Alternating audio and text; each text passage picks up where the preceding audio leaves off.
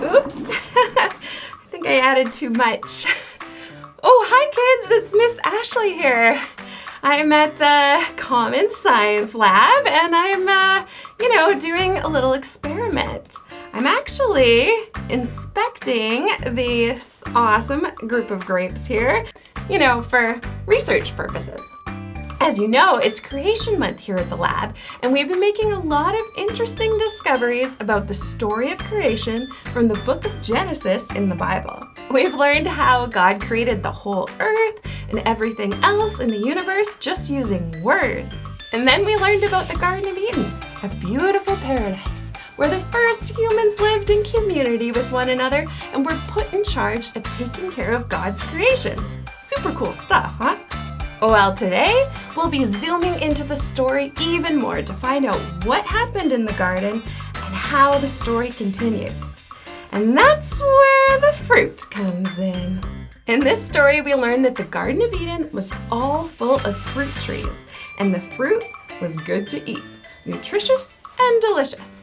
And God said to the humans that they could have as much as they wanted. It was like a huge buffet every single day. However, there was just one rule in the Garden of Eden. That was that the humans were not allowed to eat the fruit from one tree in the middle of the garden. It was kind of like a test, or shall we say an experiment, to see if the humans would trust God or not.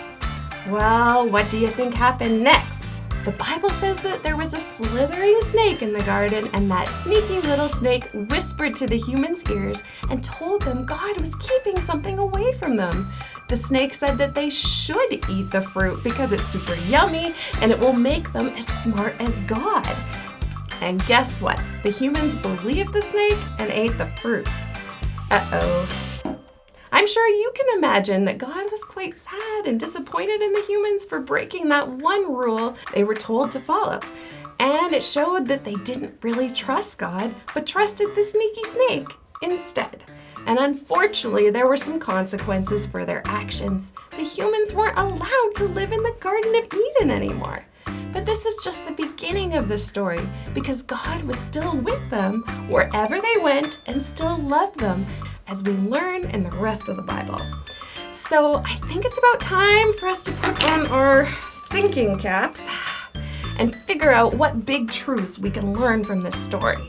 Let me think. I got it! There are at least two things that I think we can learn. The first is the importance of trust. Sometimes it's hard to trust God, just like the humans in the garden who listened to the snake instead. Sometimes in life we'll be tempted to do things that we know are wrong, but we can build up our trust in God by remembering that God cares for us and wants the very best for our lives. So when God tells us not to do certain things like lying or stealing or hurting others, there's a good reason for it. The second thing that we can learn is about forgiveness. We all make mistakes sometimes. It's part of being human. But God doesn't leave or abandon us when we do wrong things. God stays by our side, even though sometimes we'll still have to face some consequences for our actions, like the humans in the story did.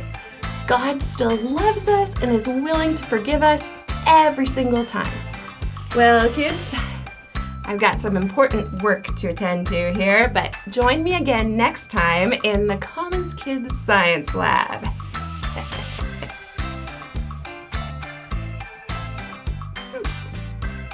Not bad. Not bad at all.